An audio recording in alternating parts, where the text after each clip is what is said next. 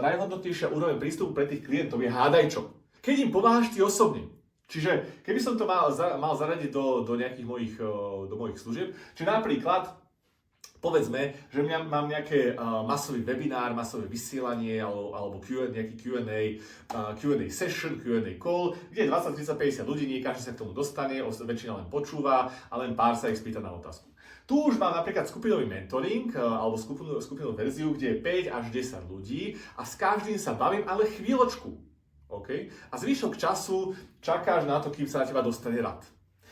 Ale tá najhodnotnejšia úroveň prístupu je, nikto tam není okrem mňa a teba. Budeme sa baviť o úrovniach dodania, že či to bude osobne alebo online alebo niečo podobné.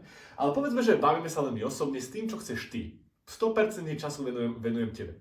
Áno, ale to je aj hodnotnejšie, že? To aj trošku viacej stojí. Prečo? Pretože toto zvyšuje čo? Zvyšuje tú istotu. Že keď ti pomáham osobne, tak asi to bude trošku pre teba hodnotnejšie, ako keď si v skupine 5-10 a to bude pre teba hodnotnejšie, ako keď to je masové. Chápeme sa?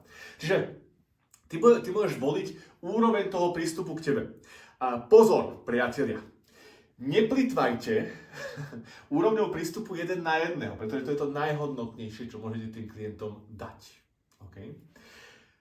Zrozumiteľné? Ideme od menej hodnotného prístupu k tomu najhodnotnejšiemu.